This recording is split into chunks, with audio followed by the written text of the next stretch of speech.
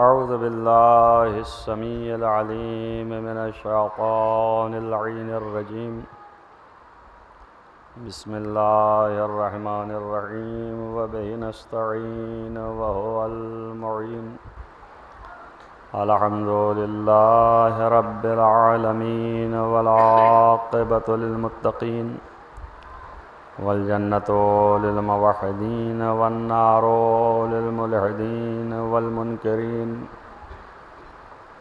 والصلاة والسلام على سيد الأنبياء والمرسلين خاتم النبيين مولانا مولى الكونين جد الحسن والحسين أبي القاسم محمد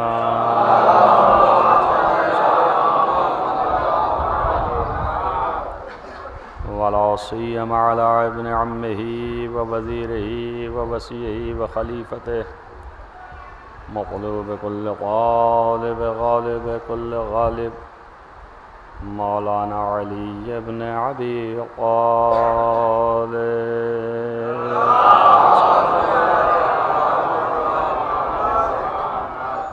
وعلى آله الطيبين الطاهرين المعصومين المظلومين الذين أذهب الله عنهم الرجس وطهرهم تطهيرا.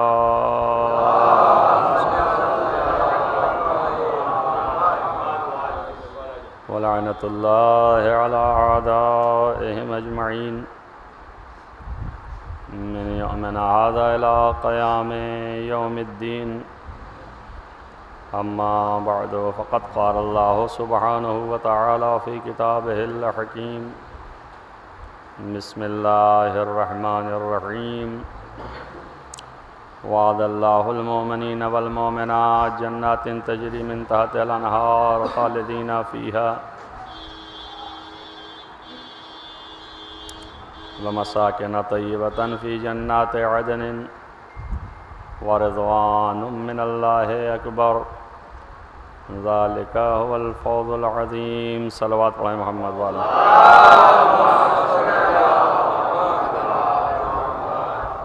اصل میں اپنی ہر ایک کی ترتیب ہوتی ہے.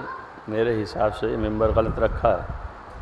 اگر وہاں ہوتا تو سارے لوگ جو ہیں تشرف میں آتے.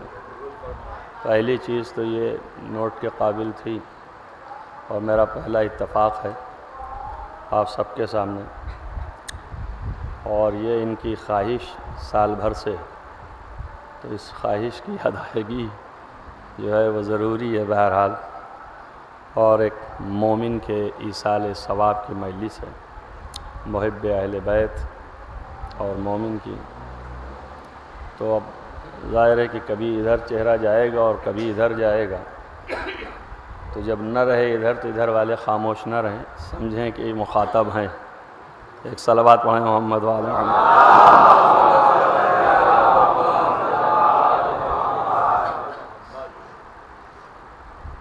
تو میں نے آیت پڑھی ہے آپ کے سامنے،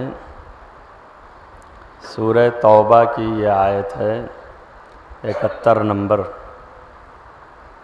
72 نمبر،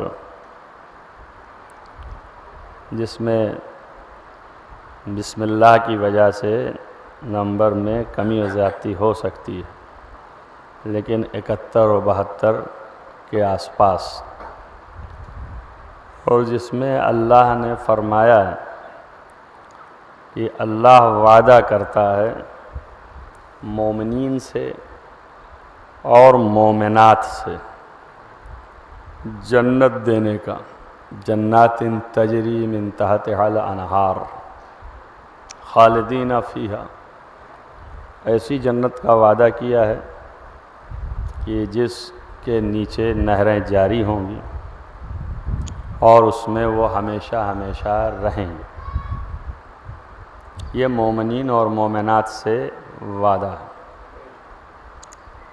اور اس کے بعد بھی اس جنت کے اندر بھی ایک جنت ہوگی جس جنت کا نام ہے جنت عدن.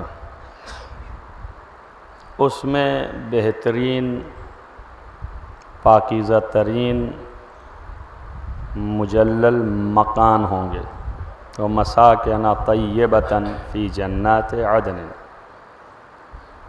تو ایک تو جنت ہے جس کے اندر نہریں جاری ہیں، اور دوسری جنت ہے اسی جنت کے اندر سے جنت عدن کہتے ہیں، اس میں بھی خوبصورت مکانات ہوں گے. اب ان سب چیزوں کو ذہن میں رکھیے گا اور توجہ ادھر رکھیے کہ جب بہت عالی قسم کا مکان چاہتا ہے انسان تو صحرا میں نہیں بناتا ہے، کسی جنگل میں جا کے عالی قسم کے مکان کو بنا لینے سے اس کی حیثیت نہیں بنتی ہے. مکان کی حیثیت ایریا اور جگہ سے ہوتی ہے. اگر وہی مکان جو جنگل میں بنایا ہے وہ مکان کسی بڑے شہر میں جہاں ساری آبادیاں ہیں وہاں بنائے اور اسی طرح، تو اس کی اہمیت بڑھ جاتی. تو اللہ نے ایک تو جنت ہے، وہ خود ہی بالا اور بلند مقام ہے، اور اس کے بعد جنت ہی میں ایک خاص ایریا ہے جسے جنت عدن کہتے ہیں، اس میں پاکیزہ مکان بنایا ہے. ایک صلوات پڑھیے محمد وآل محمد.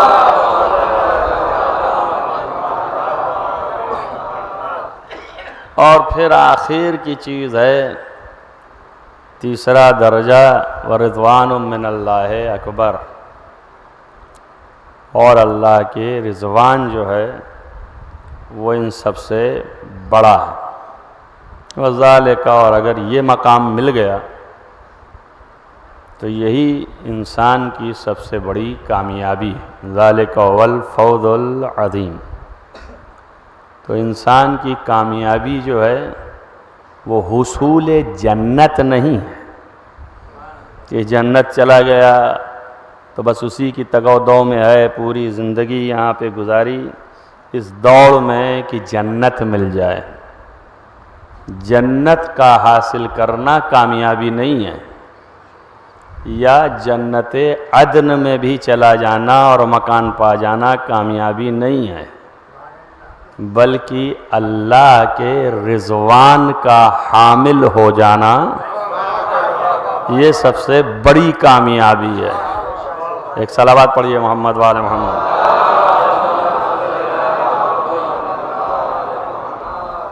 تو اب جنت کے لیے صحیح کرنا، کوشش کرنا ہے.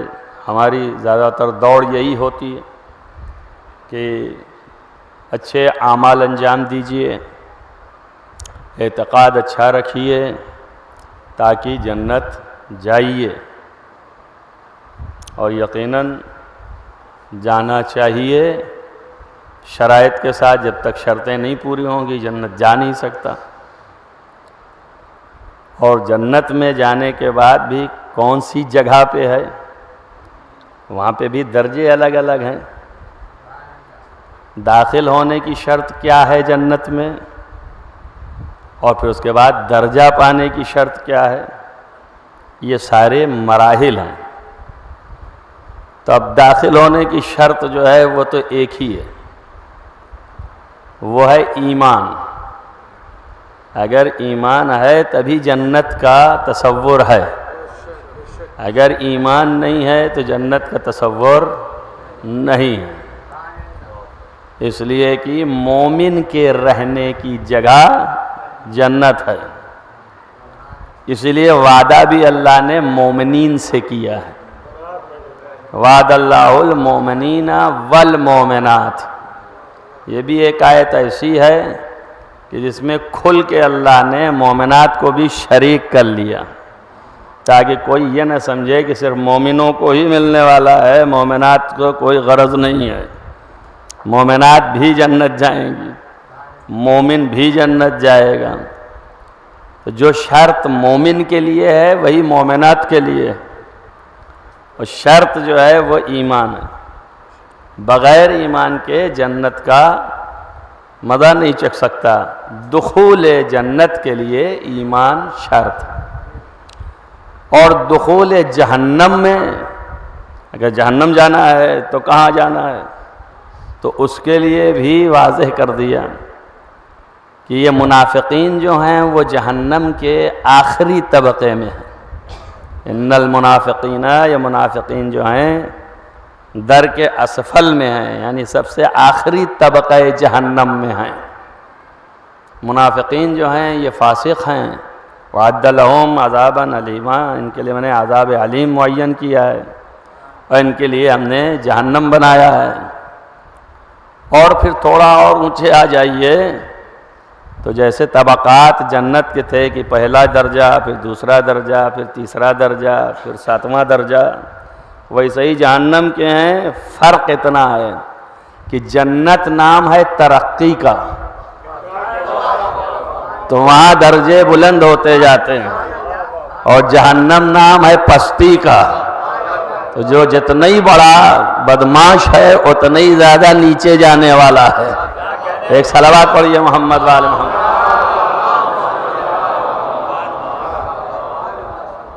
تو اب کافر جو ہے وہ منافق سے تھوڑا اونچا درجہ نہیں رکھتا ہے، منافق سب سے اونچا درجہ رکھتا ہے، اس لیے 7ویں درجے پہ نیچے، پھر اس کے اوپر جو ہے وہ کافر مشرک، پھر اس سے اوپر جو ہے وہ کافر۔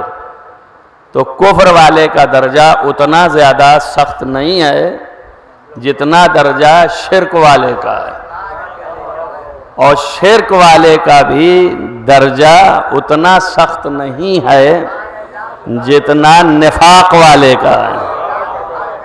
سمجھ میں آ گیا؟ اب مومن کے لیے مومن ہونا ہے، مومن بن کے تب پھر وہ جنت میں جائے گا، اور جہنم میں جانے کے لیے 1-2 نہیں ہے، کم سے کم 3 تو ہیں ہی، پتہ نہیں کہاں ہے۔ صلوات پڑھیے محمد والے۔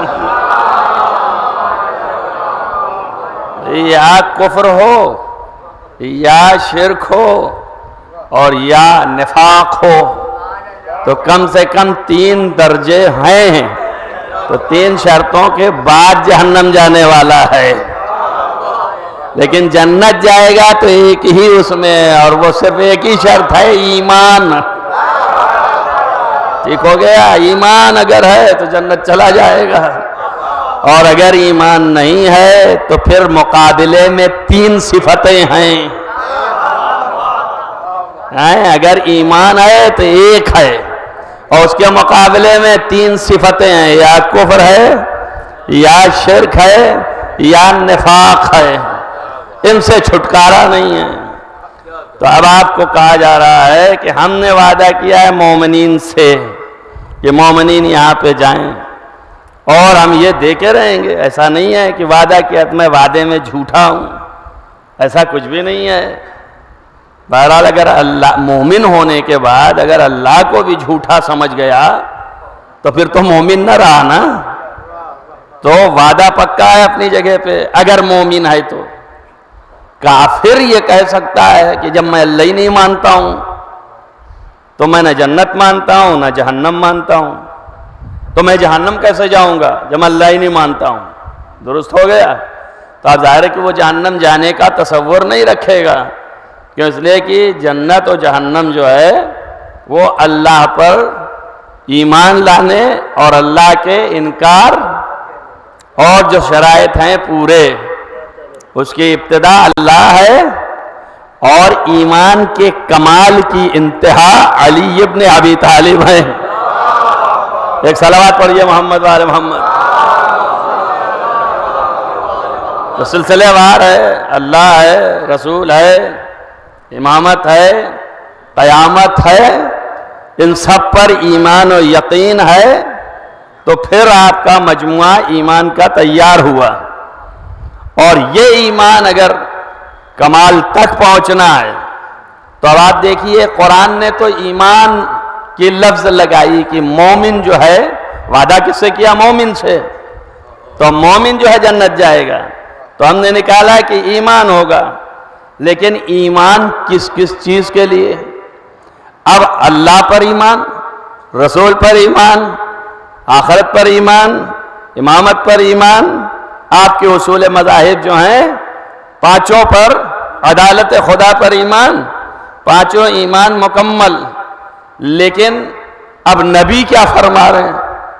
نبی یہ فرما رہے ہیں کہ لا يدخل فی الجنہ، جنت میں داخل نہیں ہو سکتا وہ شخص جس کے دل میں ولایت علی ابن ابی طالب نہیں ہے. تو جس کے دل میں ولایت علی ابن ابی طالب نہیں ہے وہ جنت میں داخل نہیں ہو سکتا. بلکہ اتنا ہی نہیں، خلیفہ دوم کے بیٹے وہ یہ روایت اپنے باپ سے نقل کرتے ہیں، اور اس میں یہ بھی ہے کہ نہیں قبول کرے گا اللہ نہ نماز، نہ روزہ، نہ حج، نہ زکوٰۃ. کیوں نہیں قبول کرے گا؟ پیغمبر نے فرمایا کہ اگر کسی شخص کی عمر جو ہے وہ 1000 ملٹیپل 1000 اتنی دے دی جائے، اور دن بھر روزہ رکھے اور رات بھر عبادت میں رہے، اور مکے میں مقام ابراہیم اور رکن یمانی کے درمیان طواف کرتے ہوئے قتل کر دیا جائے، تو بھی اللہ قبول نہیں کرے گا. نہ نماز، نہ روزہ، نہ حج، نہ زکوٰۃ، کچھ بھی نہیں قبول کرے گا، الا مگر اسی کا قبول کرے گا بولایت علی ابن ابی طالب، جس کے دل میں ولایت علی.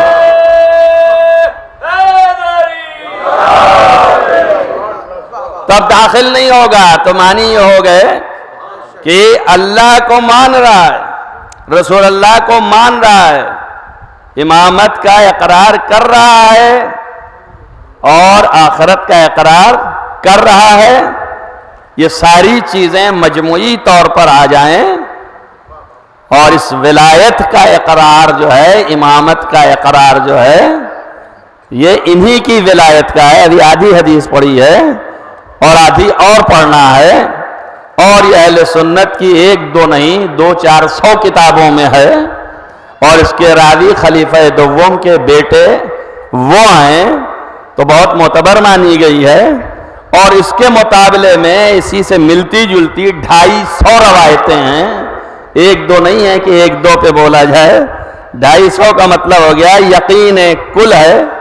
اب وہ کہہ رہے ہیں کہ نہیں جا سکتا اور اللہ قبول بھی نہیں کرے گا الا بولایت علی ابن ابی طالب، سوائے ولایت علی ابن ابی طالب کے. جب تک کہ ان کی ولایت کا قائل نہیں ہوگا اس وقت تک اللہ نہ قبول کرے گا نہ جنت میں داخل ہوگا. اب بات صاف ہو گئی، ختم ہو گئی تھی بات. لیکن پیغمبر نے اور بڑھا دیا، اور انہوں نے اس کو بیان بھی کر دیا. امانت اسی کو کہتے ہیں کہ جو نبی نے کہا ہے اسے دے دو، چھپاؤ نہیں، کسی سے شرماؤ نہیں. تو کم سے کم اتنی تعلیم تو دے کے جا ہی رہے ہیں. تو پیغمبر نے اگلا جملہ بھی کہا کہ کیا فرمایا کہ سوائے اس کے کہ جو ان کی ولایت کا قائل ہو، الا بولایت علی ابن ابی طالب والبراءۃ من اعدائہم، اور ان کے دشمنوں سے براءت بھی رکھتا ہوں. توجہ رہے آپ کو، تشریح بعد میں ہوگی، پہلے حدیث سن لیں. براءۃ من اعدائہم.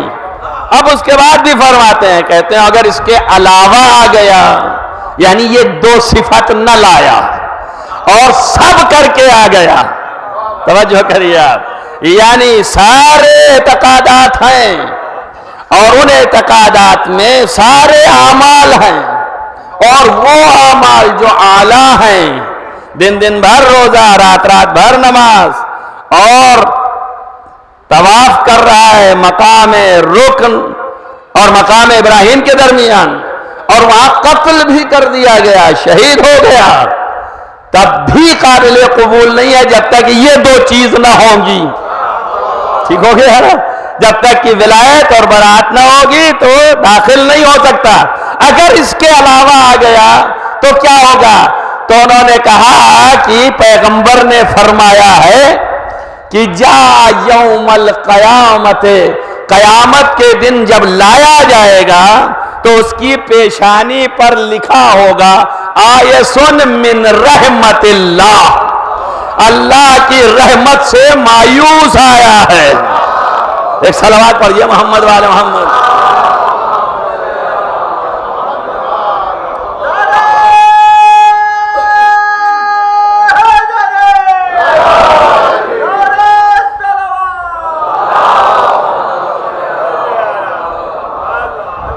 واضح ہو گئی نا بات کہ آیسم من رحمت اللہ، اللہ کی رحمت سے مایوس آیا ہے۔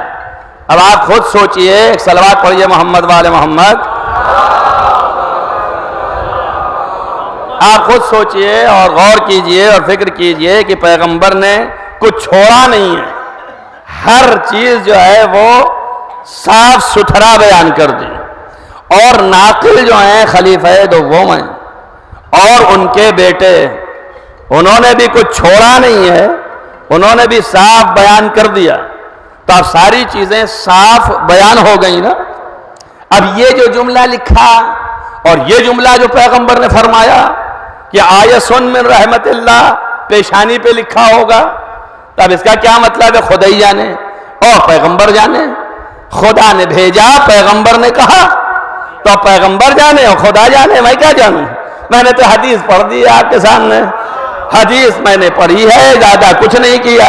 اب کیا لکھا اتنا، اور اللہ نے بتا دیا کہ ما ارسلناک الا رحمت للعالمین، ہم نے آپ کو نہیں بنا کے بھیجا مگر رحمت بنا کے بھیجا ہے۔ تو اب اتنا تو ملا ہی سکتے ہیں کہ اگر رحمت خدا کہیں پائی جاتی ہے تو اس کا نام محمد مصطفیٰ ہے۔ توجہ کرو، اور یہ بتا رہے ہیں دنیا ہی نہ رکھو، آخرت بھی سمجھو۔ اگر آخرت میں آئے اور علی کی ولایت کے علاوہ آئے اور براعت دشمنان علی نہیں کیا تو تم مجھ محمد جیسی رحمت سے بھی مایوس ہو جاؤ گے۔ ایک صلوات پڑھیے محمد والے محمد۔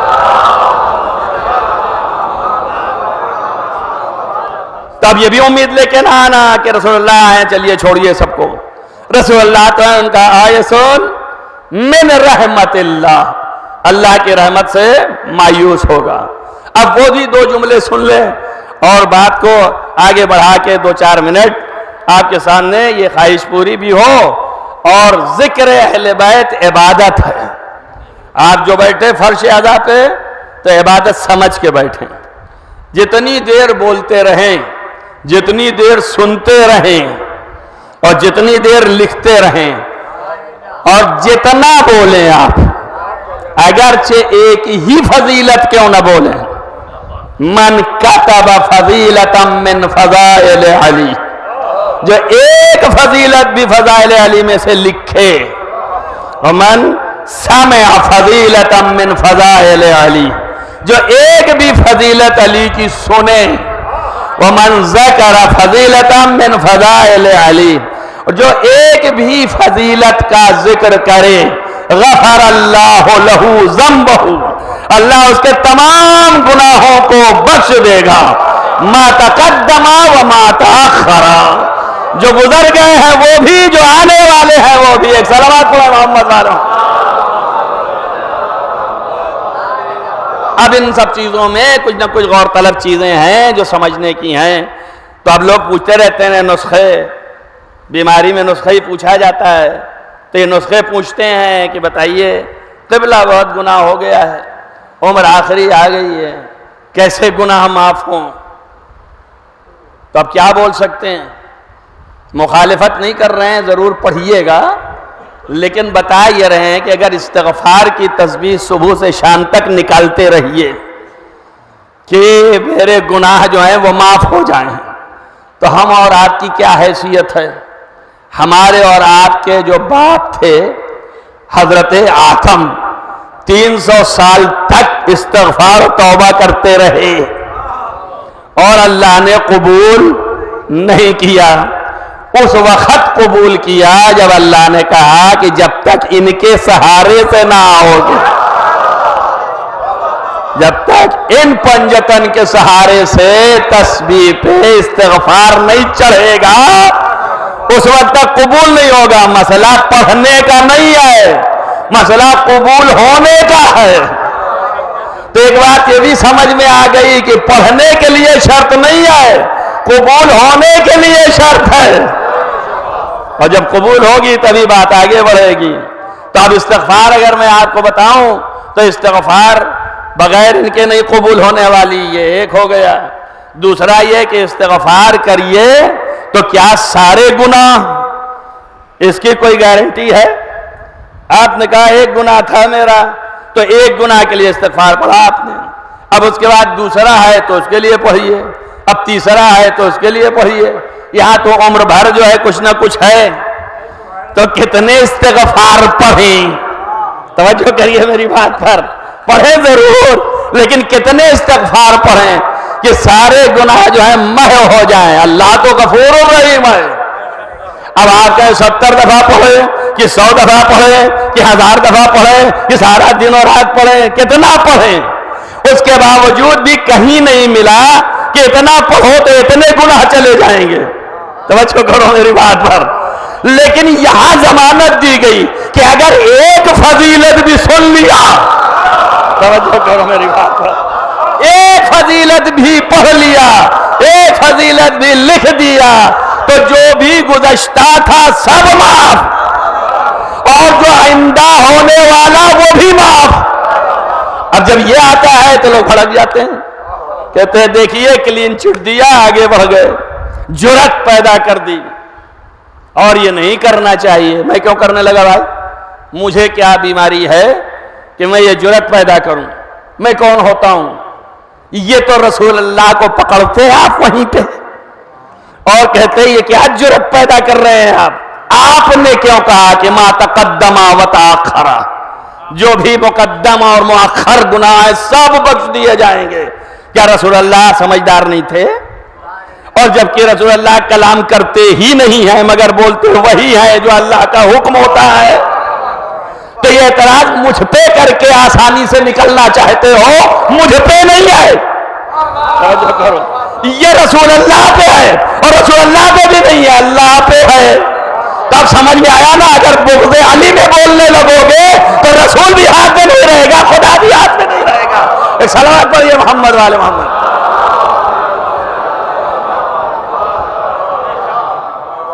اور جہاں تک رہا مسئلہ پیغمبر کا، وہ تو وہ جانے کیوں فرمائے، ہم کیا سمجھ سکتے ہیں اور کیا بتا سکتے ہیں. لیکن اتنا سمجھ میں آیا کہ ان کے فرمان کا مقصد، آپ اگر بہت بڑے معترض ہیں تو اس کا جواب یہی ہے کہ ان کے فرمان کا مقصد شاید یہ ہو کہ جب علی کی ولایت اور فضیلت سے منسلک ہوگا تو اس کے گناہ جو پچھلے ہیں وہ تو بخش دیے جائیں گے، اور اگلے جو گناہ ہو گئے پھر سے تو ان گناہوں کے لیے توفیق اللہ ایسی دے گا کہ نہیں اٹھے گا مگر یہ کہ جب تک استغفار نہ کر لے ان کی ولایت کے وسیلے سے.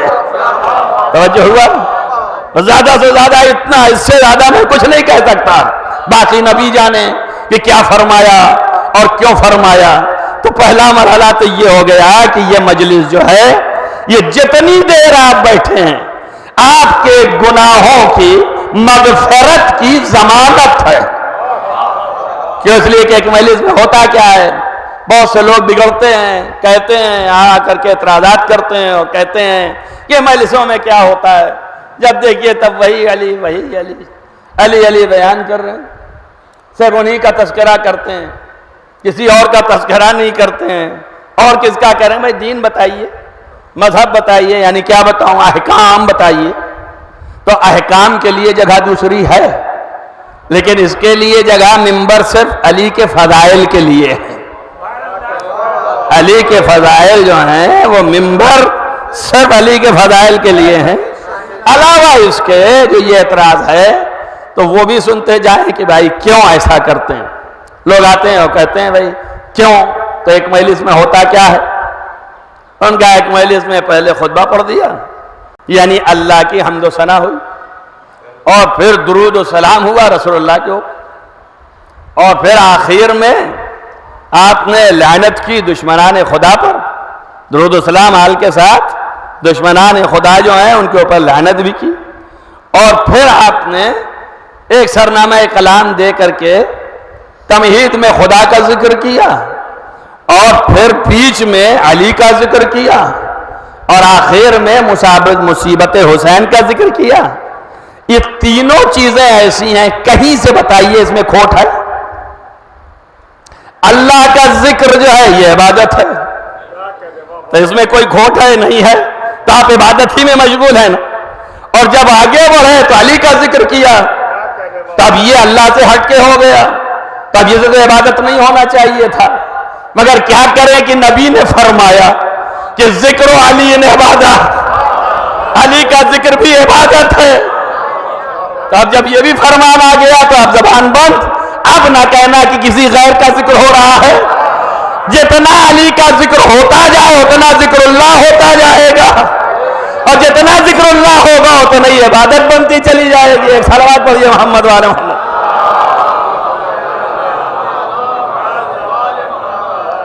اور مصیبت حسین بھی، یہ بھی ذکر خدا ہے۔ تو پوری مجلس میں تینوں پیکر جو ہیں وہ عبادت کے ہیں، تو جتنی دیر آپ بیٹھے ہیں عبادت ہے، جتنی دیر آپ سن رہے ہیں مغفرت ہے، تو کم سے کم زندگی کا وہ 1 گھنٹے کا حصہ آپ کا باعث بنا عبادت کا بھی اور مغفرت کا بھی۔ یہ ہے عظمت مجلس۔ اور چونکہ یہ ذکر جب کر رہے ہیں تو اس کی قید نہیں ہے، اس کی قید نہیں ہے کہ زندہ ہی سنے گا، میں جو کہنا چاہتا ہوں اسے بھی سمجھ لیجئے، اس کی یہ قید نہیں ہے کہ جو ہم بول رہے ہیں اسے زندہ ہی سنے گا، مردہ بھی سنتا ہے۔ اب کسی کے مردے نہ سنتے ہوں تو میں ان کی گارنٹی نہیں لے رہا ہوں۔ ایک صلوات پڑھیے محمد والے محمد۔ مردہ بھی سنتا ہے۔ اور آپ دیکھ لیجئے جنگ بدر میں جب کفار قتل ہوئے، اب آپ اس پر توجہ کیجئے، ایمان کا اندازہ لگائیے، اور غور طلب بات ہے، جب کفار قتل ہوئے اور مومنین کے کچھ شہید ہوئے، تو مومنین جو شہید ہوئے ان کو نبی نے قبریں بنوا دی، اور جو کفار تھے وہ سب چھوڑ کے تو بھاگ گئے ڈر کے، تو جو ان کے مرے اور کشتے پڑے ہوئے تھے پیغمبر نے ایک گڑھا کھدوایا اس میں ڈلوا دیا، وہ سارے اس میں چلے گئے۔ اب اس کے بعد پیغمبر جھک کے اس گڑھے میں یہ کہہ رہے ہیں، حل وجدتم حقا، کیا تم نے مجھے حق پایا کہ نہیں پایا؟ توجہ کیجئے، تاریخ میں لکھا ہے اور سبھی نے بڑے شد و مت سے لکھا، جیسے ہی پیغمبر نے منہ ڈال کے کہا کہ حل وجدتم حقا، کیا تم نے مجھے حق پایا، تو جو بعد میں خلیفہ دوم بنے انہوں نے وہیں پہ کہا یا رسول اللہ یہ تو مر گئے ہیں، کیا یہ سنیں گے؟ توجہ کریں آپ۔ تو نبی نے جواب دیا یہ زندوں سے زیادہ اچھا سنتے ہیں۔ ایک صلوات پڑھیے محمد والے محمد۔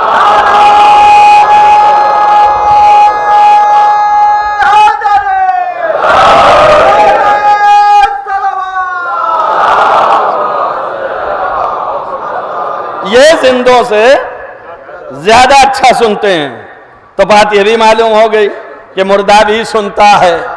ہم تو اس کے قائل ہیں کہ مردہ جو کافر ہے وہ بھی سنتا ہے۔ اب آپ چاہے قائل ہوں یا نہ ہوں، سائل آپ تھے، پوچھا آپ نے، فائدہ ہم کو پہنچا، ہمارا ایمان بن گیا۔ اب جب انہوں نے پوچھا تو پیغمبر نے جواب میں کہا کہ یہ زندوں سے اچھا سنتے ہیں۔ تب کیا کر رہے ہیں پیغمبر؟ دیکھیے ایک تیر سے 2 شکار ہوتا ہے، توجہ کر لیں اگر آپ۔ تب پیغمبر کہہ رہے ہیں کہ زندوں سے زیادہ اچھے یہ مردہ سنتے ہیں۔ آپ زندہ اگر سن رہے ہوتے میری بات تو آپ کا سوال ہی نہیں آتا، توجہ ہوئی یا نہیں؟ تو اب ظاہر ہے کہ نبی کر کیا رہے ہیں؟ نبی کو چاہیے تھا کہ نہیں بھائی دیکھو یہ سنتے ہیں، لیکن یہ کہنے کی کیا ضرورت تھی کہ زندوں سے زیادہ اچھا سنتے ہیں؟ توجہ کرو میری بات ہے. اب نہ پوچھنا کہ برات کس کو کہتے ہیں. توجہ کریں آپ. نبی ایک تیر سے دو شکار کر رہے ہیں, بیان بھی کر رہے ہیں, برات بھی کر رہے ہیں. صلوات پڑھیں محمد والے محمد.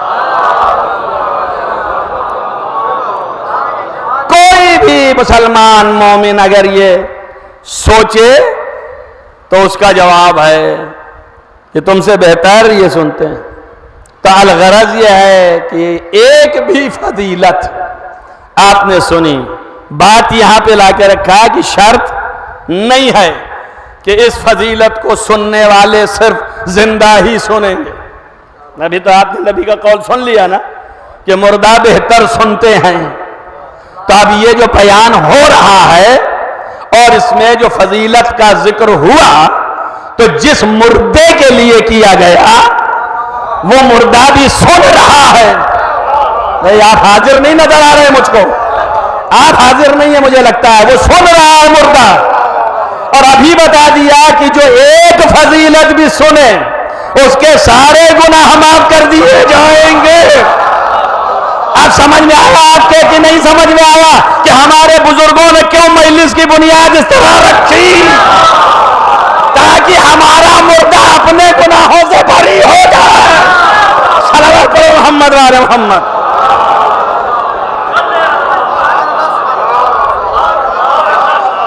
یہ جو بے وقوف کہتے پھر رہے ہیں کہ چہلم نہ کرو, سوم نہ کرو, نوا نہ کرو, بسوا نہ کرو, ارے احمقو تم اپنے پیسے بچانے کے چکر میں اپنے مردے کی فکر نہیں کر رہے ہو. عقل کے ناخون کے ہوش لو اور سمجھ بوجھ کے بولو, جو کچھ بولو دین کے خلاف نہ بولو. علماء نے زحمت کھینچی ہے, زحمت کیا ہے, بڑی زحمتوں سے یہ پروان چڑھا ہے, اور یہ اس لیے چڑھا ہے کہ ہمارے مردے مغفرت کی منزل پر رہے. جو بھی لے کے گئے ہیں, ہم جو بھی کریں گے اس کو اتنا ملے گا.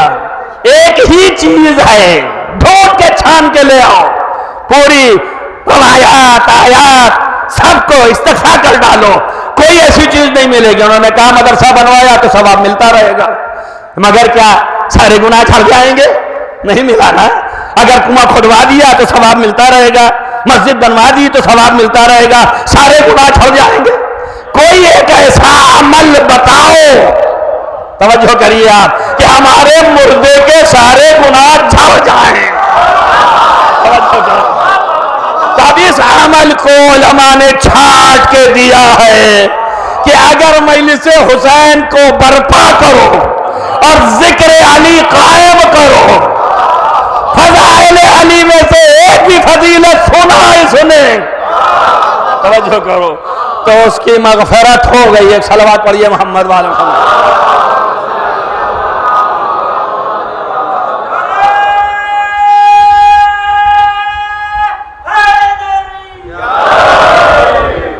تو اس کی مغفرت ہو گئی.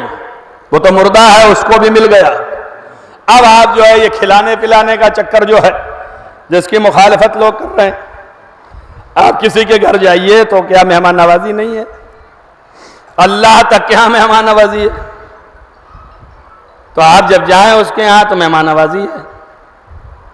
آپ آئے ہیں زحمتیں اٹھا کے دور سے, یہاں سے وہاں سے, تو طریقے, اور آپ سبب بن رہے ہیں اس بات کے کہ یہ ذکر ہو اور وہ مردہ سنے. ٹھیک ہے نا؟ تو آپ جو سبب بن رہے ہیں اس کا بھی تو کچھ ہرجانہ ہونا چاہیے. تو ہم کچھ اور تو نہیں کر سکتے, کم سے کم ایک وقت کا دانہ ہی کھلاتے. اور ان مومنین میں جو کھائے گا تو بہرحال وہ سورہ فاتحہ دل سے پڑھے گا. جب دل سے پڑھے گا تو وہ بھی فاتحہ پہنچے گا, اس کا بھی ثواب جائے گا. تو ہر طرح سے مردے کے فائدے کے لیے کیا جا رہا ہے, کوئی اپنے فائدے کے لیے نہیں. ہاں زندہ کے لیے بھی ہے. جب وہ آگے بیٹھے گا تو ابھی گھنٹہ بھر بیان کیا کہ جب بیٹھے گا تو گناہ سے عاری ہوگا, جتنی دیر ذکر سنتا رہے گا گزشتہ سارے گناہ دھل جائیں گے. ارے یہاں تک کی روایتیں ہیں کہ اگر فضائل علی سنا اور سننے کے بعد اٹھا تو وہ گویا ایسے ہی جا رہا ہے جیسے اپنے ماں کے پیٹ سے نکلا ہے،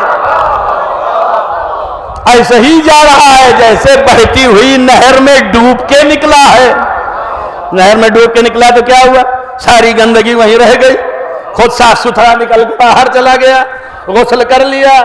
تو یہاں پر ذکر علی کے مائے طہارت سے، توجہ کرو، ذکر علی کے مائے طہارت سے مومنین کو غسل دیا جاتا ہے تاکہ ان کے گناہ چھٹ جائیں اور وہ دنیا سے جائیں تو بری و ذمہ رہیں۔ صلوات پڑھیں محمد والو۔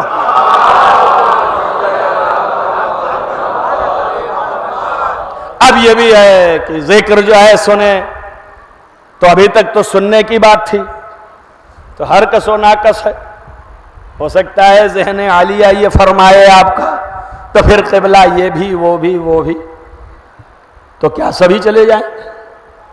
کیا سبھی جو ہے ایسے پاکیزہ ہو جائیں؟ کیا سبھی جو ہے وہ اس ذکر کے بدولت جنت چلے جائیں؟ تو اس کا یہ مطلب نہیں ہے۔ شرائط اپنی جگہ پہ ہیں، جو شرطیں ہیں وہ ہونا چاہیے۔ شرط اول ایمان ہے، خدا پر ایمان، اللہ پر ایمان، رسول پر ایمان، قیامت پر ایمان، آخرت پر ایمان۔ تو پہلے ایمان اور پھر ولایت پر یقین و ایمان۔ اب اس کے بعد سن رہے ہیں آپ، تو یہ سننا مقبول ہے، اور اگر دل میں یہ کچھ نہیں ہے تو یہ سننا کیا فائدہ دے گا؟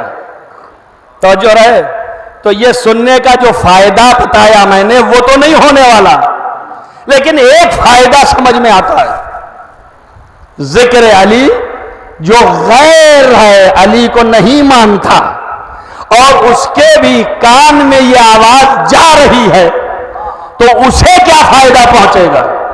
سمجھ میں آیا نا؟ وہ اعتراض ہے کہ کیا سبھی چلے جائیں گے، سبھی سن لیں گے؟ تو بتا دیا کہ نہیں، شرط ہے اس کے لیے۔ لیکن جو شرط نہیں رکھتا ہے تو اس کو کیا فائدہ دے گا؟ تو اب میرے ایک ہی سمجھ میں آیا ہے، کوئی اور فائدہ تو نہیں سمجھ میں آیا۔ ایک فائدہ ہے، وہ یہ ہے کہ جتنا سنتا جائے گا اتنا دل اس کا آمادہ ہوتا جائے گا قبولیت ولایت علی کے لیے۔ دل جو ہے وہ آمادہ ہوگا۔ کیسے آمادہ ہوگا؟ اس لیے کہ علی کا ذکر اللہ کا ذکر ہے نا؟ علی آیت خدا ہے نہیں ہے کہ نہیں ہے؟ اللہ کی نشانی ہر شے ہے۔ یہ تمام کائنات کی چیزیں جو ہیں اللہ کی نشانی ہیں، یہ اللہ کی آیت ہے۔ تو اس کو جب ہم کہیں تو سمجھ میں آ جاتا ہے لوگوں کو۔ جیسے ہی ہم نے کہا گدھا اللہ کی نشانی ہے، قرآن نے کہا کہ یہ بھی اللہ کی نشانیوں میں سے ہے، من آیت اللہ، اللہ کی آیتوں میں سے ہے۔ یہ کھا پی رہے ہیں، یہ بھی اللہ کی نشانیوں میں سے ہے۔ یہ سورج، یہ چاند، یہ ساری چیزیں اللہ کی نشانیوں میں سے، من آیت اللہ، اللہ کی آیتوں میں سے ہے۔ تب آپ بتائیے یہ ساری چیزیں جس کے طفیل میں خلق کی گئی ہوں، یہ تو اللہ کی آیتوں میں سے ہے، اور جس کی وجہ سے اللہ نے بنایا ہے، کیا وہ اللہ کی نشانیوں میں نہیں ہے؟ ایک صلوات پڑھیے محمد والے محمد۔ وہ بھی اللہ کی نشانیاں ہیں یا نہیں ہیں؟ جن کے طفیل میں ما خلقت سماء مبنیا ولا ارضا مدحیا ولا قمرا منیرا ولا شمسا مضیا الا بولایت الا بمحبت ہؤلاء الخمسہ، انہی پانچ کی محبت میں بنایا ہے۔ تو اب جب محبت میں بنائی ہوئی چیز اللہ کی آیت ہے تو جس کو بنایا ہی ہے اپنے لیے، توجہ کرو، تو وہ درجہ اولا آیت ہے۔ اسی لیے میرے مولا علی نے فرمایا ما من آیتن، کوئی آیت اللہ کے پاس نہیں ہے جو مجھ سے بڑی آیت ہو۔ صلوات صلوات پڑھو محمد وآل محمد۔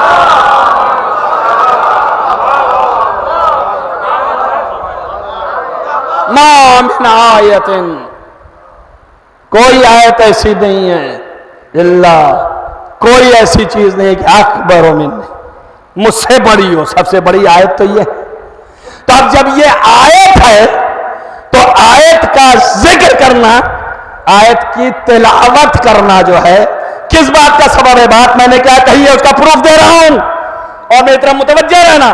بات کہی ہے کہ علی کا ذکر جو کر رہے ہیں، اور وہ جو کہ علی کی ولایت کے قائل نہیں ہیں، جو امامت کو نہیں جانتے، جو اللہ کو بھی نہیں مانے، اور وہ بھی سن رہے ہیں، تو ان کو کیا فائدہ پہنچے گا؟ یہی تھا نا۔ تو میں نے ایک بات بتائی کہ آمادگی پیدا ہوگی، ان کے دل آمادہ ہوں گے کہ ان کی ولایت کو اقرار کریں، اللہ کی وحدانیت کا اخلاص پیدا کریں، یہ ایک آمادگی پیدا ہوگی۔ دلیل کیا ہے؟ دلیل یہ ہے کہ آیات قرآنی کو اگر کافرین کے سامنے سناؤ تو ان کے دل نرم پڑ جاتے ہیں۔ ارے اللہ، سورہ جمعہ میں اللہ نے فرمایا هو الذی بعث فی الامین رسولا منہم یتلو علیہم آیاتہ، وہ ان کے سامنے آیات کی تلاوت کرتا ہے، وَيُزَكِّيهِمْ، پھر انہیں پاک کرتا ہے۔ اور علی آیت خدا ہے، جب آیت خدا کا ذکر کرو گے تو قلوب طہارت کی طرف بڑھیں گے، جب طہارت کی طرف بڑھیں گے تو خدا بھی سمائے گا، رسول بھی سمائے گا، آخرت بھی آئے گی۔ صلوات پڑھیں محمد وآل محمد۔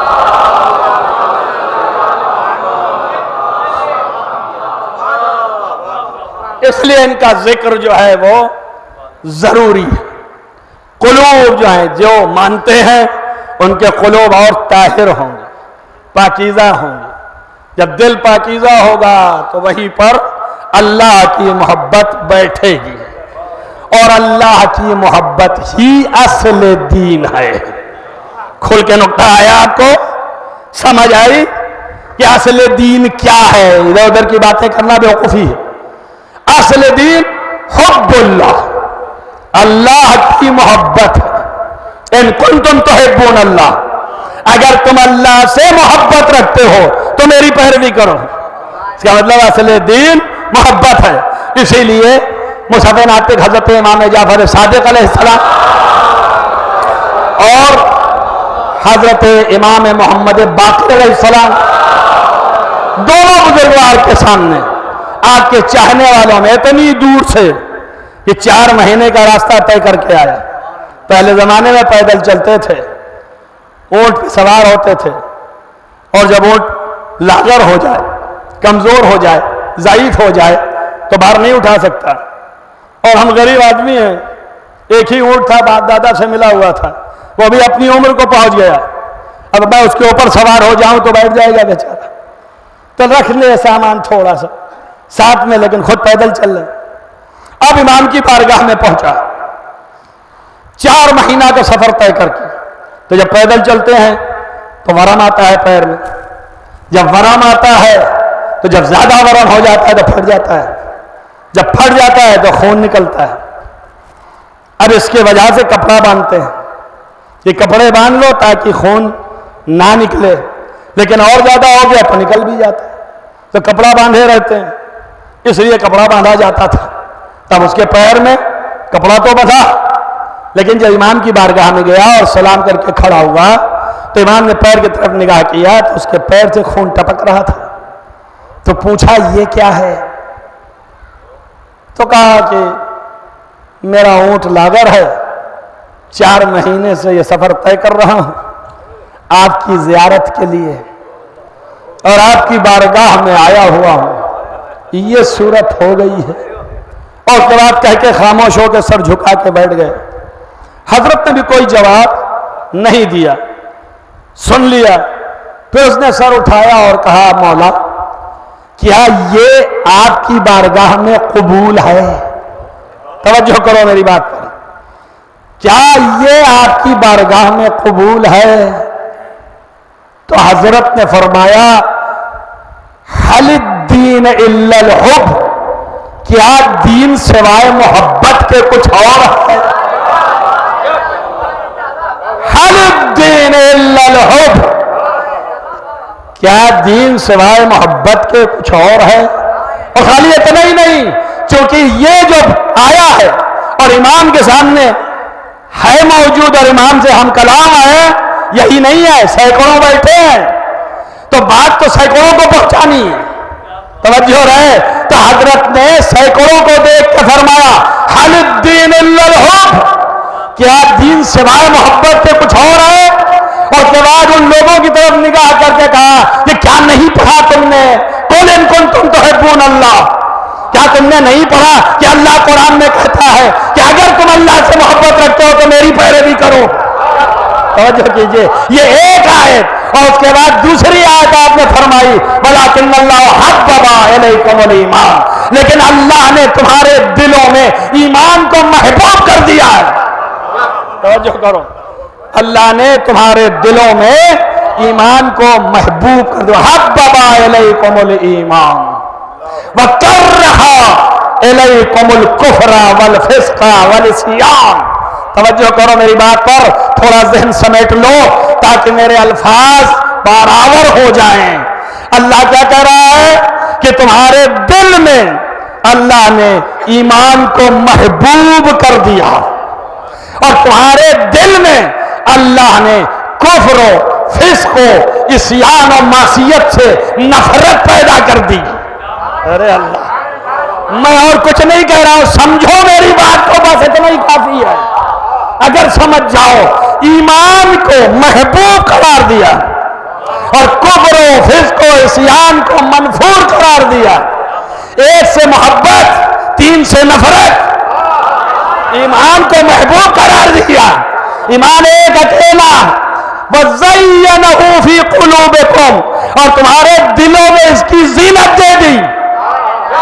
ارے اللہ، مجھے نہیں پتا میں کہاں پڑھ رہا ہوں، لیکن مجھے تو نہیں کہنا ہے، اس لیے کہ ذکر علی ہے، تو آپ سمجھئے ایمان کو محبوب قرار دیا۔ وَزَيَّنَهُ فِي قُلُوبِكُمْ، اگر یہ زینہو نہ آتا تو ہمارا ذہن بھٹکتا یہ کون سا ایمان ہے؟ توجہ کر رہے ہیں، اب جب زینہو کہہ دیا خدا نے تو نبی بول پڑے کہ جو بھی علی کا ذکر کرے، مگر کیسے؟ کہ زینو مجالسکم بذکر علی ابن ابی طالب۔ ایک صلوات علی محمد وآل محمد۔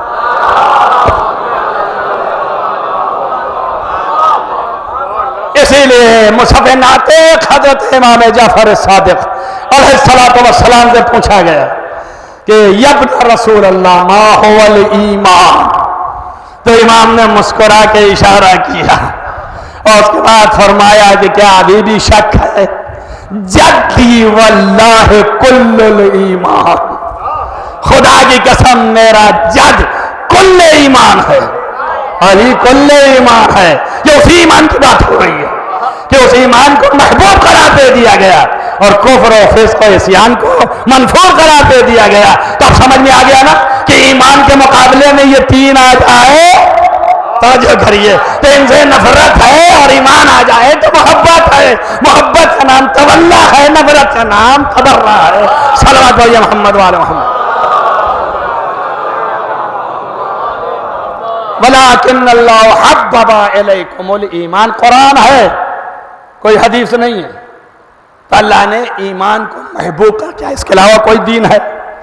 دین تو یہی ہے جو محبت خدا ہے اور دشمنان خدا سے نفرت۔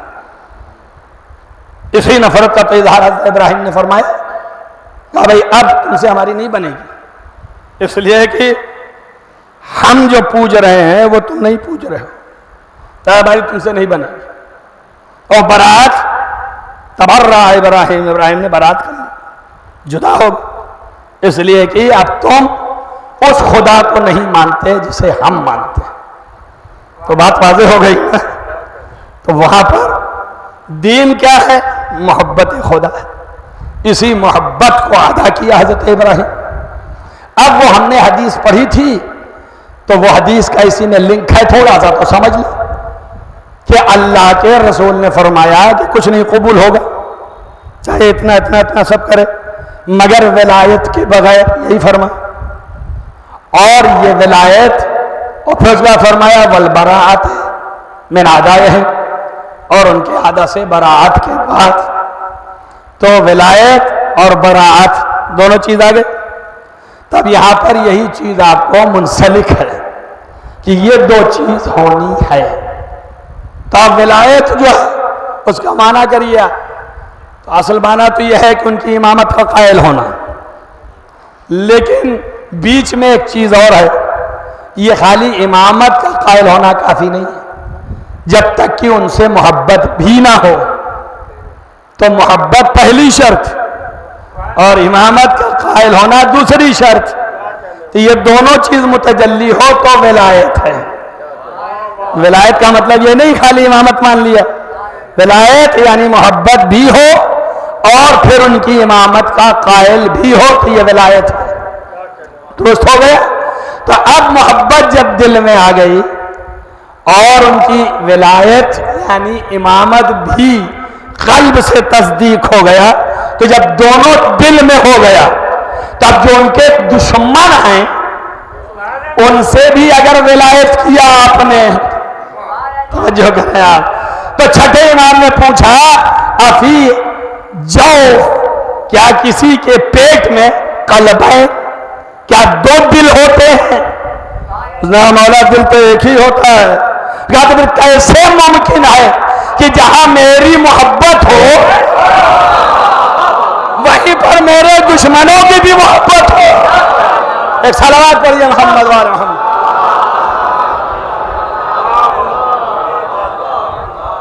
پھر آپ نے یہ آیت پڑھی قرآن کی وما جعل اللہ فی الجوف قلبین. اللہ تعالیٰ نے کسی کے شکم میں دو دل نہیں بنائے، ایک ہی دل ہے. تو اب یہ بھی صاف ہو گیا. اب تھوڑی سی بات رہ گئی، محبت چھپی ہے، کھلی نہیں ہے. سارے ڈنڈورے پیٹنے کے بعد انہوں نے کہا میرا معاملہ میرا ہے. آپ کیسے مجھے کہہ سکتے ہیں کہ میں جو ہوں وہ محبت نہیں رکھتا ہوں؟ میرے دل میں جتنا میرے آپ کے نہیں ہے. اب کیسی باتیں کر رہے ہیں؟ تو اسی لیے نبی نے قید لگا دی کہ پہچانے کیسے کہ دل میں ہے بھی کہ نہیں ہے. بات سمجھ میں آئی نا؟ ورنہ ولایت کے سارے دعوے دار. تو نبی نے قید لگا دی والبراءۃ من اعدائہم. اعمال کے قبولیت کے لیے ولایت علی اور ولایت علی کی قبولیت کے لیے براءت دشمنان علی. اب جب یہ متحقق ہو گیا تو سب قبول ہو جائے گا. ایک صلوات پڑھیں محمد وآل محمد.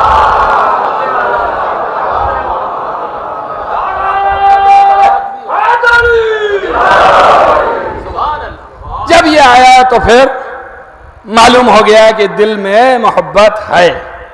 ہر پیرائے سے میں نے بات پہنچانے کی کوشش کی. اب جتنا بھی پہنچی ہو مغزوں میں، اور جیسے جیسے آہستہ آہستہ بات جو ہے وہ دماغ پر بیٹھ جائے، راہ راست پر باقی رہے، اور اگر نہیں ہے تو پلٹ آئے. یہ ہماری ذمہ داری ہے کہ پہنچائیں. اس سے زیادہ یہ کوئی ذمہ داری نہیں.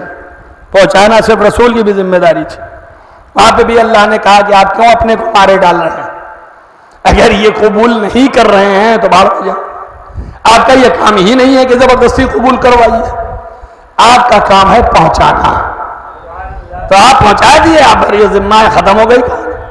اپنے کو آپ ان کے لیے برباد نہ کریے، آپ تکلیف مت دیجیے. ہمارے محرم میں بولتے ہیں مت ماریے اپنے کو. آپ کیوں مارے ڈال رہے ہیں؟ آپ ان کا خیال مت کیجیے. آپ نے پہنچا دیا، یہی کافی ہے. تو بات پہنچ جائے. کیوں؟ اس لیے کہ کل جب خدا کے سامنے کھڑا ہو تو یہ نہ کہے مجھے کوئی بتانے والا نہیں تھا، تو اس کی یہ جرات نہ پڑ سکے. اگرچہ اللہ نے سب وہیں بتا کے بھیجا ہے، ایسے بھی نہیں کہہ پائے گا. اب وقت میں تنگی ہے، باتیں پھر کبھی اور ہوتی رہیں گی. تو اصل دین جو ہے وہ محبت ہے، اور محبت خدا اور ولایت الہیہ. علی کی ولایت اپنی ولایت نہیں ہے، کہ خود ساختہ کوئی ولایت ہے یا زبردستی حاکم بننا چاہ رہے ہیں؟ ایسا تو نہیں ہے، زبردستی کی کوئی بات ہی نہیں تھی۔ اب یہ اللہ سے پوچھو کہ اس کا یہ طریقہ کیسا تھا کہ اس نے کسی کو تو بتایا بھی نہیں تھا، ایک کو بھیج دیا کہ مانگ لے، اب وہ مانگنے لگا، یہ بیچارہ نماز میں تھا، نماز کی حالت میں انگلی بڑھا دی کہ جو ہے اور جو کر سکتا ہوں ابھی یہی کر سکتا ہوں۔ اب جب یہ دے دیا تو آپ سر پٹکتے رہیے کہ نماز ہوئی کہ نہیں ہوئی، خفاش تھا کہ نہیں تھا، اب نہیں معلوم تھا کہ نہیں تھا، لیکن اتنا ضرور تھا کہ اللہ نے اپنی ولایت اس کو دے دی۔ سمجھو، اللہ نے کہا انما ولیکم اللہ، اللہ تمہارا حاکم و سرپرست ہے، ورسولوں، اور اس کا رسول حاکم و سرپرست ہے، اور وہ ہے جس نے حالت نماز میں رکوع کی حالت میں انگل کری دی۔ صلوات محمد و محمد۔ تو کیا ہوا؟ یہ ولایت علی خود ساختہ نہیں ہے، ساختہ الہی ہے، ساختہ الہی یعنی ولایت الہیہ۔ مجلس ختم کر دیا، وقت اذان کا آ گیا، اور یہی مستجاب الدعوات کا وقت ہے، اسی میں دعا پڑھ لیں گے، اپنی دعا بھی مستجاب کرائیں گے، مرحوم کے لیے بھی۔ تو عزیزو، صرف جنگ میدان کربلا میں کسی اور چیز کی نہیں تھی۔ توجہ رہے، جو یہ برابر کی باتیں کرتے پھر رہے ہیں، یہ کوئی ایسا مسئلہ نہیں تھا۔ اور دلیل دیتا ہوں آپ کو، کوئی وہاں یہ نہیں ہے کہ لوگ آگے کہتے ہیں نماز کے لیے تھی، روزہ کے لیے، کاہے کے لیے نماز کے لیے تھی اور کاہے کا روزہ کے لیے تھی؟ یہ جو امام حسین کے مقابلے میں کھڑے تھے، کیا یہ نماز نہیں پڑھتے تھے؟ پڑھتے تھے کہ نہیں؟ بولو بھائی، خاموش کیوں بیٹھے؟ بولتے کیوں نہیں ہو؟ پڑھتے تھے نا، روزہ رکھتے تھے نا، قاری قرآن تھے نا، تو کاہے کی جنگ؟ نماز تو پڑھ رہا ہے، روزہ تو رکھ رہا ہے، قرآن تو پڑھ رہا ہے، اب کیا چاہتے ہو؟ اس سے زیادہ کچھ چاہ رہے ہو کیا؟ توجہ ہے یا نہیں ہے؟ تو اس کی جنگ نہیں ہے، جو اصلی جنگ تھی وہ ولایت الہیہ کی تھی، وہ ولایت جو اللہ نے دی ہے، اس ولایت کا اقرار۔ اور اسی لیے حسین نے دو جملوں میں کہا کہ میں نہیں آیا ہوں کہ حکومت بناؤں، میں نہیں آیا ہوں اس لیے کہ تمہارے سامنے اپنی قیادت جماؤں، میں تو اس لیے نکلا ہوں تاکہ اپنے جد اور اپنے باپ کی سیرت تمہارے سامنے پیادہ کروں، عمل میں لے آؤں۔ او سیارو سیرت جدی و ابی، میرے باپ اور نانا کی سیرت، سمجھ آیا؟ تو باپ اور نانا کی سیرت کیا ہے؟ ولایت الہیہ۔ تو اب جو آپ کو کہے ایک چیز کو اٹھا کے، اور ولایت الہیہ میں تو سبھی ہے، پورا دین ہے، تو کوئی ایک چیز کے لیے لڑایا ہو سکتا کہ تم ایک چیز پہ زور دے رہے ہو؟ ایک چیز پہ نہیں لڑائے، پورے دین ولایت الہیہ کے لیے۔ اتنی سستی جان نہیں ہے حسین کی، بہت قوی جان ہے، ولایت الہیہ کے لیے قربان ہو رہے، جس کو اللہ نے سب پر پیش کیا اور کسی نے قبول نہیں کیا سوائے اس ذات کے۔ روایات میں مقاتل میں لکھا ہے کہ جب اللہ نے عہد لینا شروع کیا اور کہا کہ قبول تو کر رہے ہو لیکن اس کی مصیبتیں برداشت کرنی پڑے گی، تو حسین نے تنکنت کے ساتھ سر اٹھا کے کہا کہ یا اللہ میں قبول کرتا ہوں، تجھے اس کے لیے بہت بڑی چیزوں کا سامنا کرنا پڑے گا، کہا قبول ہے گا، پانی بند ہو جائے گا، پیاسا رہے گا، بھوکا رہے گا، قبول ہے۔ اس کے بعد کہا یاد رکھ تیرے سامنے تیرا گھر لٹے گا، قبول ہے۔ کہا یاد رکھ تیرے سامنے چھوٹے چھوٹے بچے چلائیں گے، قبول ہے۔ کہا یاد رکھ تیرے سامنے 6 مہینے کا بچہ پیاسا رہے گا اور تجھے تیر ستم کا نشانہ بننے کے لیے لے کے جانا پڑے گا۔ کہا محبوب قبول ہے۔ کہا دیکھ اس سے سب منزل آنے والی ہے، جوان کی میت پہ گھوڑے ایسے دوڑ جاتے ہیں، کہ ٹکڑے ٹکڑے ہو جائے گا، کیا معبود قبول ہے؟ کہتے ہیں کس سے سخت ہوگا کہ جوان کے سینے سے برچھی نکالنی ہوگی۔ بار الہ قبول ہے، اور جوان کے شان قلم ہوں گے قبول ہے۔ حسین تجھے تیرے گلے پر شمر کا خنجر چلے گا، قبول ہے۔ ایک مرتبہ آواز آئی، حسین تیرے باپ تیری بہن کے بازو میں رسن بنے تھے۔ عزیزو خدا کی قسم لکھا ہی ہے ابھی تک قبول قبول قبول، لیکن جیسے ہی یہ آواز آئی، یہ ند آئی، حسین خاموش، سر جھک گیا۔ اب آگے آواز نہیں نکلی، کوئی آواز نہیں آئی۔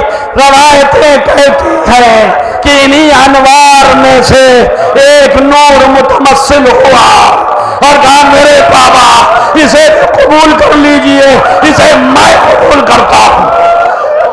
سید الساجدین زین العابدین جس کا نور متمثل ہوا، آواز دیا بابا قبول کر لیجئے۔ اے بابا اس مصیبت کو میں برداشت کروں گا، مجھے اگر سید الصابرین نہ پایا بابا تو چاہیے کریو۔ حفیظ و حسین نے سر اٹھایا، یا بار الہ تم نے سن لیا۔ حفیظ و حسین کو اتنا کرنا گزرا، ہر قربانی قبول، مگر زینب کی بے رضائی قبول نہیں تھی، زینب کی بے رضائی قبول نہیں تھی۔ حفیظ و خالی زینبی کی بے رضائی تھی، 5 برس کے بچی کے تماچے قبول نہیں تھے، تازیانے پشت پر نہیں۔ عزیز و عجیب غریب روایت ہے، بس میں نے مجلس تمام کی ہے، 1-2 جملے اور آپ کا رونا کافی ہے، آنسو کا نکل آنا یہی ہمارے لیے مال مجلس ہے۔ روایتوں میں ہے کہ جب یہ قافلہ اس طریقے سے کہ بے رضا، سر پہ کوئی رضا نہیں، ہاتھوں میں رسن بندھی، یہ عورتوں کا حال ہم نہیں کہہ سکتے کہ کیا ہے۔ چوتھے امام نے یوں ترسیم کیا، آپ نے فرمایا کیا پوچھتے ہو، ہمیں ظالمین ایسے رسن میں تان کے کھینچتے تھے جیسے جانور کو کھینچا جاتا ہے۔ ستم یہ ہے کہ پیروں میں بیڑیاں اور ہاتھ میں قیدی بنایا گیا ہے، گلے میں توق ہے خاردار۔ عزیز و ختم مجلس ہے، یہ ایک مرنے والا مومن سنے اپنے آقا کی مظلومی کو، وہ سید الصابرین جس کے گلے میں سوراخ ہو گیا تھا، کیوں؟ اس لیے کہ توق پہنایا گیا تھا، توق میں کانٹے ہوتے ہیں، گلے میں سوراخ ہو گیا تھا، توق میں کانٹے ہوتے تھے لوہے کے، جب آپ چلتے تھے تو وہ باہر نکلے پھر اندر چلا جائے، سینے میں چھید ہو گیا تھا، سوراخ ہو گیا۔ 14 مہینے کے بعد امام علیہ السلام جب مدینے میں آئے ہیں اور مدینے کے باہر پڑاؤ ڈال دیا اور وہاں پہ ایک کرسی پہ رومال لے کے بیٹھ گئے تاکہ اپنے باپ کا پرسا لے، تو سارا مدینہ امنڈ کے آیا، آپ پرسا لیتے رہے اور بیٹھے رہے، لیکن انہی بھیڑ میں سے ایک شخص ایسے آئے کہ جن کو غلام پکڑے ہوئے تھا، اور جب قریب آئے تو یہ چچا تھے رشتے میں زین العابدین کے چچا تھے۔ جیسے ہی قریب آئے امام کرسی سے کھڑے ہو گئے، جیسے ہی کھڑے ہوئے نزدیک آئے، دوڑ کے چاہا کہ گلے سے لگا لے، کھینچ کے چاہا کہ گلے سے لگائے، امام نے ہاتھ لگا دیا، بس جیسے ہی ہاتھ لگایا محمد احمدیہ نے کہا اے میرے آقا کیا مجھے آپ پسند نہیں کرتے کہ مجھے گلے لگائے، اس لیے کہ میں مدینے میں رہ گیا، میں بھائی کے ساتھ نہیں گیا، اس لیے آپ مجھے پسند نہیں کرتے ہیں۔ امام نے کہا اے چچا یہ بات نہیں ہے، اس وجہ سے نہیں۔ آپ نے اپنا بند کھولا اور کھولنے کے بعد محمد حنفیہ کی آنکھیں کمزور تھیں، دیکھ نہیں سکتے تھے، ہاتھ پکڑا،